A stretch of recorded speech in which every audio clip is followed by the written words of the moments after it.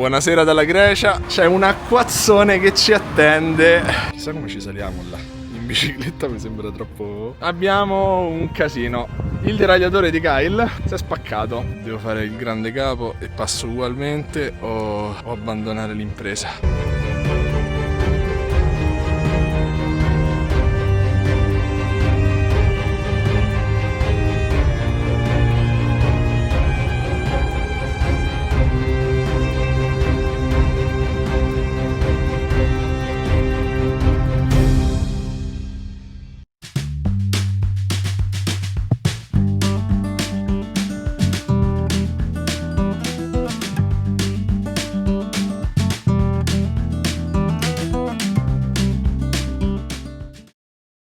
Siamo entrati nel mondo del burek.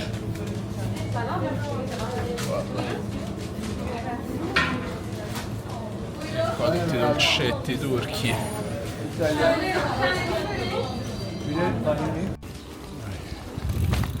Se mi faceste vedere questo video e mi diceste che questa è la Turchia, io non ci crederei, perché assomiglia letteralmente a Rimini, però c'è la bandiera turca. Oggi, essendo il primo giorno di pedalata in Turchia, prendiamo anche qui un po' di stradine, così mi vedo un po' di villaggetti e ci facciamo un bel giro per esplorare la costa turca per ora, almeno fino ad Efeso, poi vediamo.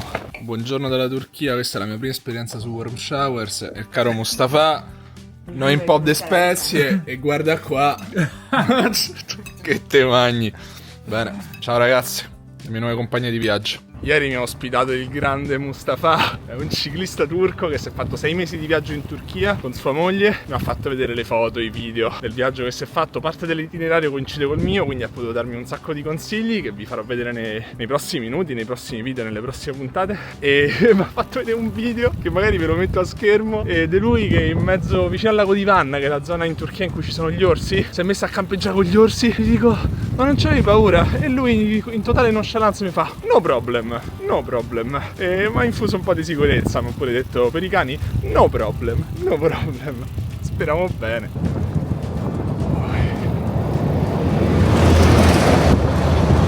Anche i paesaggi naturalistici lungo questa costa della Turchia, un pochetto montagnosa, frastagliata, assomigliano molto a quelli dell'Italia, d'altronde siamo nel Mediterraneo. E proprio per questo, insomma, chiedendo anche un po' consiglio, ho pensato, avevo il dubbio se passare nell'entroterra o fare tutta quanta la costa e allungare un pochettino. C'è stato un commento che mi ha fatto pensare molto. Dopo la Turchia io non vedrò più il mare. Il mio prossimo mare sarà il Pacifico, alle coste della Cina, e davanti a me ci sarà soltanto il Giappone, per cui ho intenzione di percorrere un bel po' di costa, allungare il giusto, un 600-700 km, per potermi godere l'ultimo mare e attendere la primavera. Il mio obiettivo per questo viaggio in Turchia, grande obiettivo, è raggiungere Diyarbakir il 21 marzo. Per chi non sapesse che cos'è Diyarbakir e perché proprio il 21 marzo, Diyarbakir è una delle più grandi città a maggioranza curda all'interno della Turchia, e il 21 marzo tutta la popolazione curda festeggia il Nowruz. Il Nowruz è la festa di primavera, la festa che accoglie la primavera in Turchia ma anche in Iran, e Diyarbakir è dove fanno la festa più grande. Ci sono attese oltre 1 milione di persone. Generalmente a me non piace stare nelle città, però vedere una festività del genere ti fa proprio entrare nella cultura del posto, quindi è una cosa che mi piacerebbe fare. E dopodiché, insomma, piano piano nel video vi farò vedere tutti i posti che ho in mente di visitare. E un'altra cosa molto curiosa è che lungo la costa mediterranea della Turchia ci sono le rotte Eurovelo. Arrivano fino a Izmir e fino a Efeso, poi si fermano, però comunque è una bellissima iniziativa, se si sviluppasse chissà fin dove si potrebbe arrivare. Lì giù addirittura per un po' di stare in Olanda.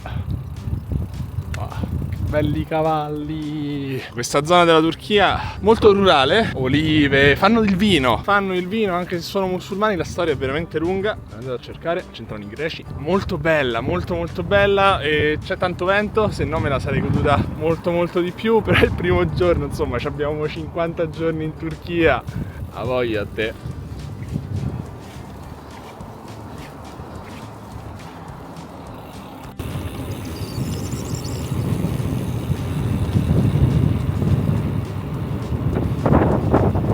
Dire la verità, la Turchia mi spaventava. Era il primo grande passo verso l'Asia, è il paese in cui probabilmente farò più chilometri insieme alla Cina. È come quando sono partito da Roma, una volta arrivato qui, passata la prima giornata, tutta la paura passa. È una normalissima pedalata, è un giorno come tutti gli altri.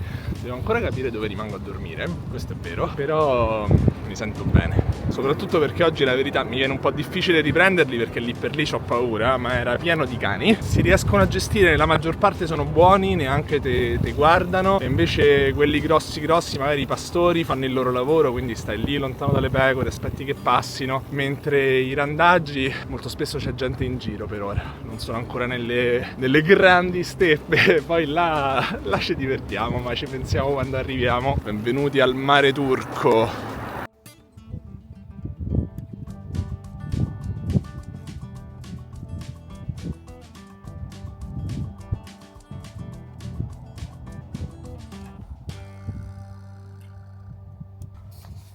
Che bel momento, questo per la comunità musulmana è Iftar. Si radunano davanti alla spiaggia, aspettano il tramonto e al calar del sole possono mangiare. Buongiorno a 40 km da Efeso, le previsioni oggi non ci hanno azzeccato, mi sono presa una bella sgrullata. Avanti a me c'è il sole, quindi prendiamo la bici e ricominciamo a pedalare direzione Efeso.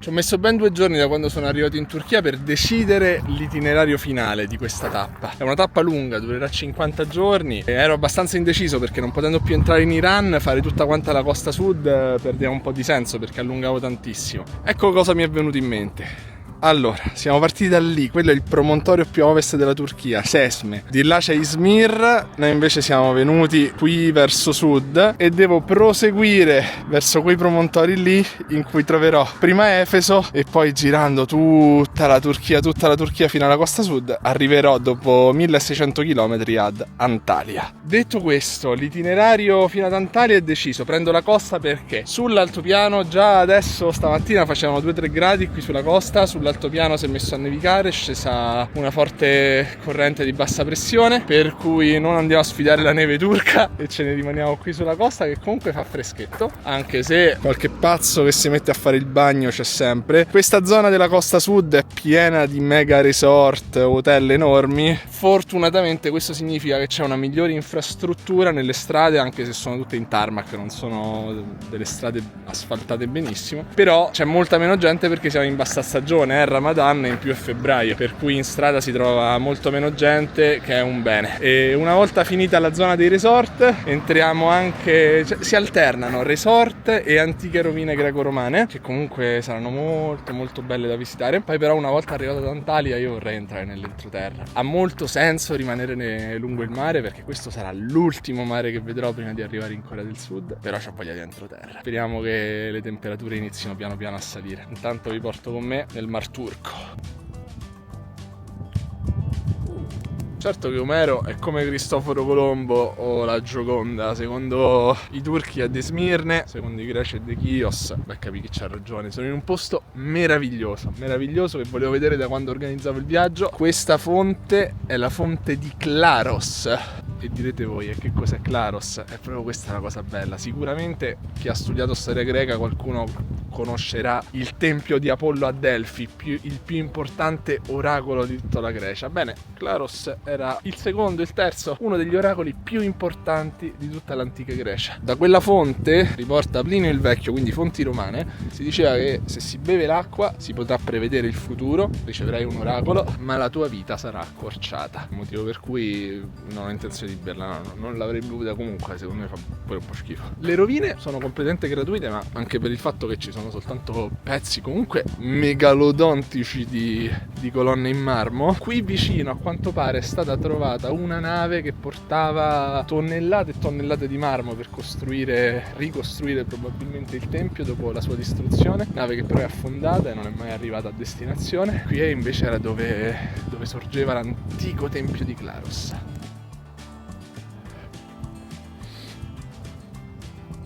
Queste statue gigantesche, guarda il piede. Siamo più o meno a 20 km da Efeso. Efeso nell'antica Grecia era una delle città più importanti dell'Asia Minore. Nell'epoca poi bizantina diventa la seconda città più grande dopo Istanbul. Si diceva che vivessero qui 160.000 persone. Era una delle città più abitate di tutta quanta l'Asia Minore e questo posto posso solo immaginare quanto grande e quanto importante fosse. Ma la tappa principale di questa giornata è proprio Efeso.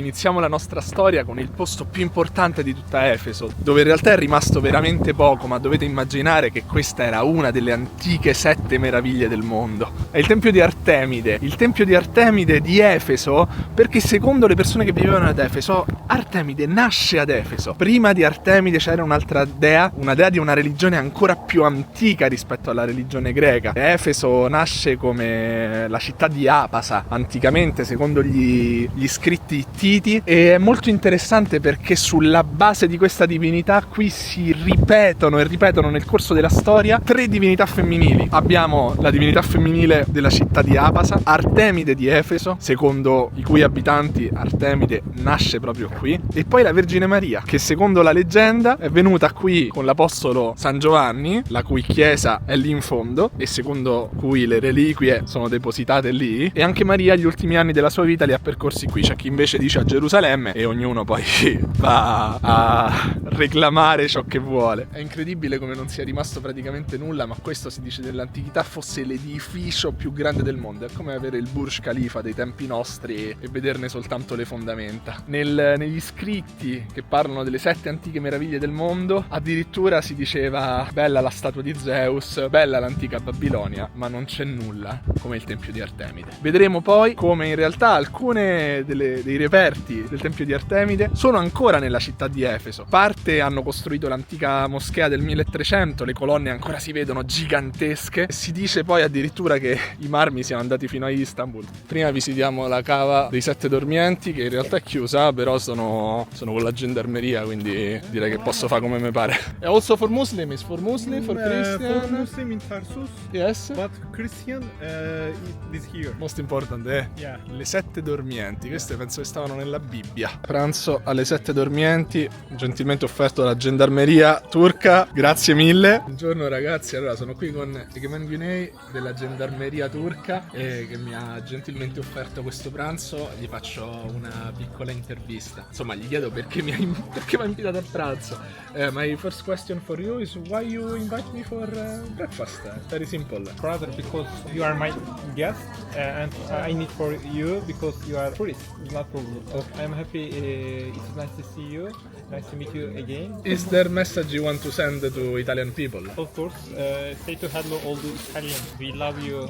Italian culture, Italian history, Italian in kitchen. My favorite. I like. Say to hello all the Italians. You say you're historian, so you like Byzantine history. Yes, you like, yes, I know it in Byzantine history, in Roman Empire, Italian history. I reading every time. So we are connected, Italian. Yes, yes, you're right. La Basilica di San Giovanni è in ricostruzione, però importantissima, qua dove ci sono le reliquie del santo. San Giovanni è morto qui, a Efeso. La storia di San Giovanni qui a Efeso veramente risale ai tempi antichi. Si dice addirittura che abbia portato con sé la Vergine Maria e che Maria sia poi sepolta qui sulle montagne qua dietro. Queste qui sono state ricavate dal Tempio di Artemide, che del Tempio di Artemide non resta più nulla, le colonne le hanno portate qui alla moschea, proprio come a Roma costruiscono con ciò che avevano, no? Sorry, but Italia. Italiano. Welcome. Thank you very much. Benvenuto. Grazie. I'm doing bicycle trip. I departed in Rome and I need to reach Japan with bicycle. 1 year. Bicycle? All bicycle. Really?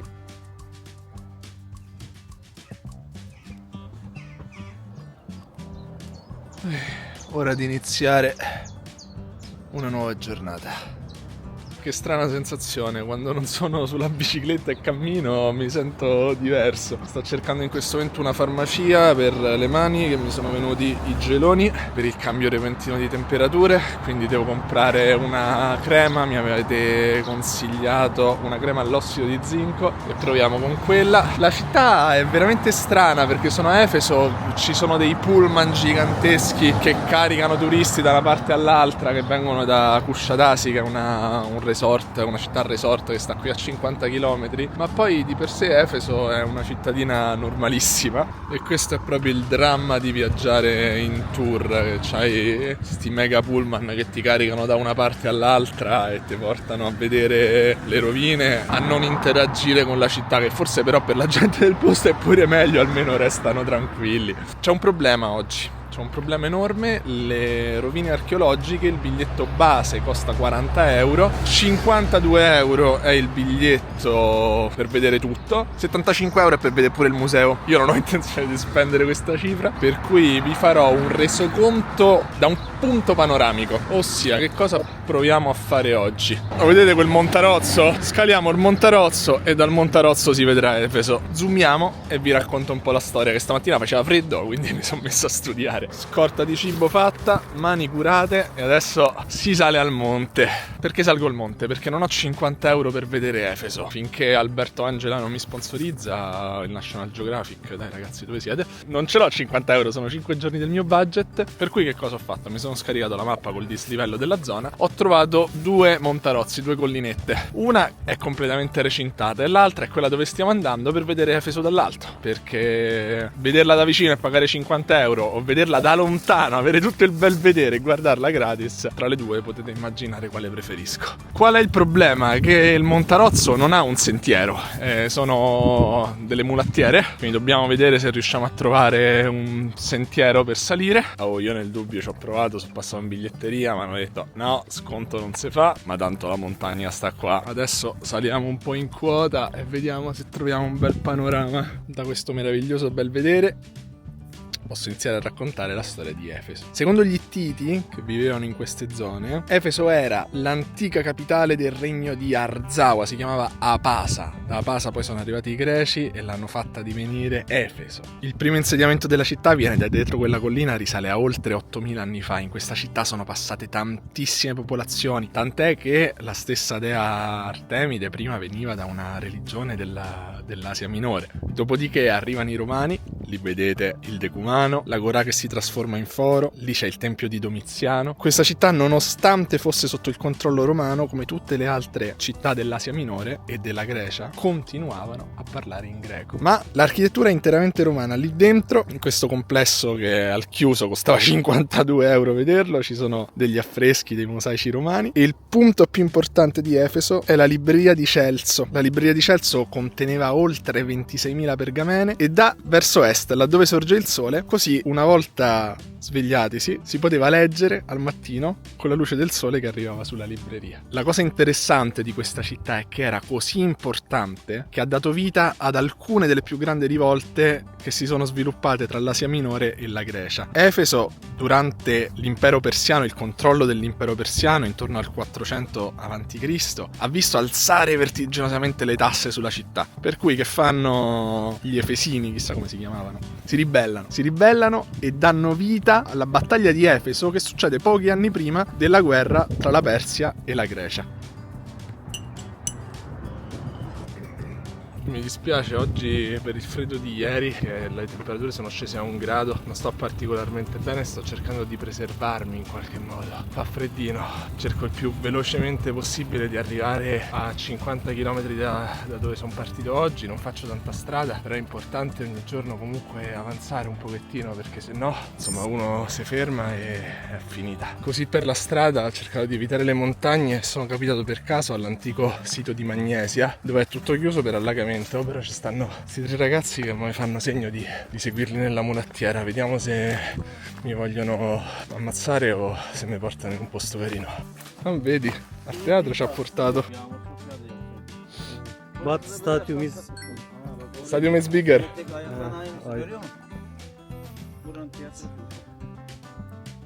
Wow. 30,000 people. 30,000 is Yeah. bigger than Ephesus. Yeah. Because here they had the festival. Yeah, It was a Greek there is a festival, festival. before. Una roba bellissima di avere tutta la Wikipedia offline, è che mi piazzo qui, mi leggo un pochino la storia di Priene e mo ve la racconto. L'itinerario lungo la costa ionica della Turchia prosegue con Priene, dove siamo ora, Mileto e Didime, poi continueremo invece verso le grandi spiagge della Turchia, dove almeno sopportiamo un po' di più questo freddo. Di Priene, come potete vedere dalle ridotte dimensioni del teatro, si sa che non era una città enorme, c'erano sì e no 4.000 abitanti, ma era una città molto ricca, perché erano bravi a fare dell'arte nel mondo in cui l'artigianato ancora valeva tutto. una città di 4.000 abitanti poteva permettersi una cosa del genere. La parte più interessante, come del resto tutte le altre rovine che sto incontrando lungo la strada, è il fatto che tantissime civiltà sono passate per di qui. Questa qua era un'antica basilica, quindi di età cristiana, mentre lì c'erano le terme romane.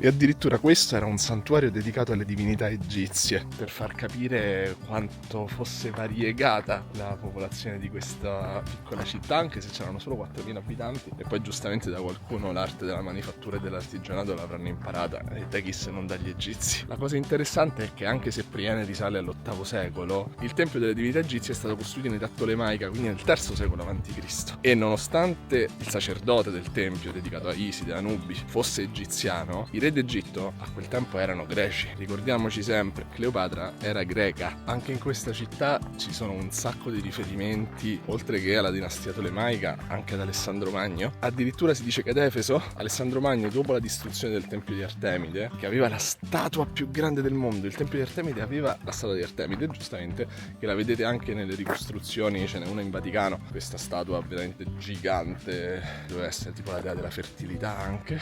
Comunque, Alessandro Magno si ripropone di ricostruire il tempio dopo la sua distruzione, e ovviamente mettendoci la sua incisione, tempio ricostruito da Alessandro Magno, e i cittadini di Efeso si oppongono ponendo come giustificazione il fatto che un dio non può costruire un tempio per un altro dio. E infatti, andando dritti verso la fine delle rovine, c'è l'Alexandreion, il tempio dedicato ad Alessandro Magno. Eccolo qui, il tempio dedicato ad Alessandro Magno, di cui non resta assolutamente nulla. E la cosa che mi viene in mente in questi casi è sconvolgente il lavoro degli archeologi, che da 2 sassi e 2 incisioni fanno questo era il tempio di Alessandro Magno.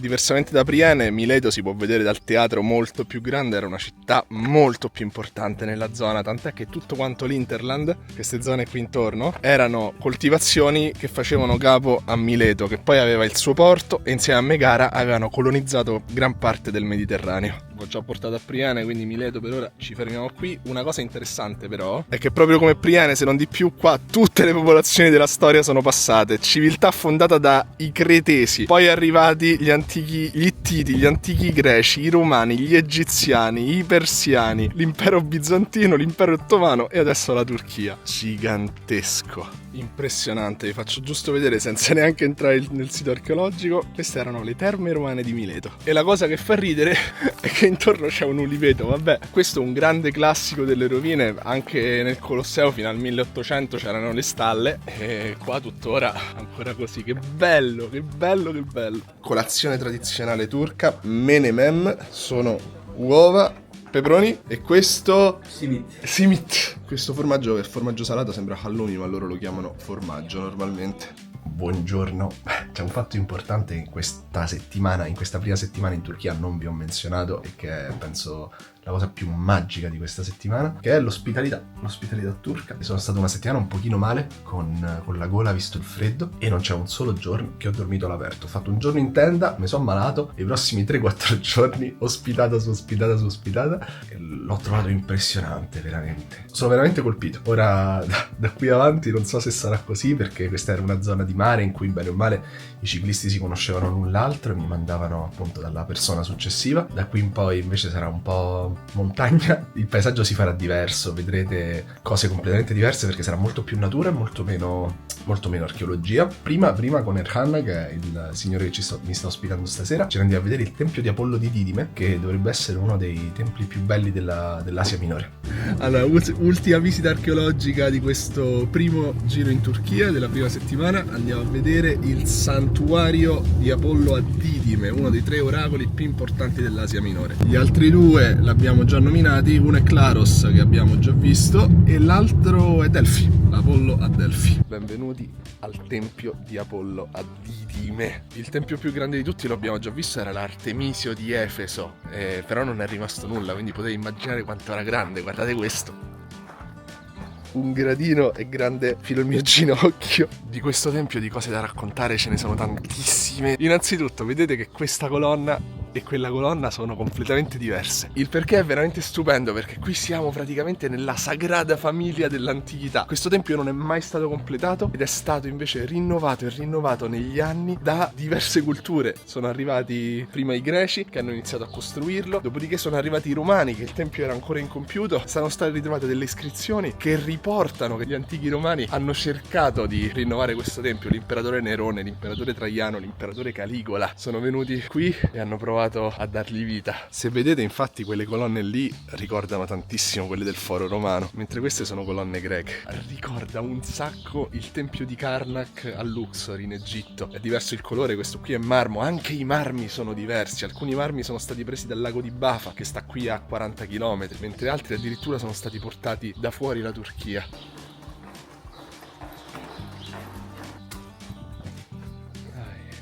Come è stato costruito e perché è stato costruito. Il tempio di Apollo a Didime faceva capo alla città di Mileto. Mileto era la città più importante di questa regione, e la cosa interessantissima è che le paludi che noi abbiamo attraversato ieri in bicicletta in realtà 1000 anni fa erano mare. Il fiume di questa zona ha rilasciato tantissimi detriti che hanno fatto alzare il livello della terra, e quel mare è diventato palude. Addirittura il lago di Bafa all'inizio era la baia di Didime, motivo per cui da Mileto a qui dovevano venire con la nave. Quindi questo tempio era il tempio degli oracoli. Guardate Erhan come se la cilla.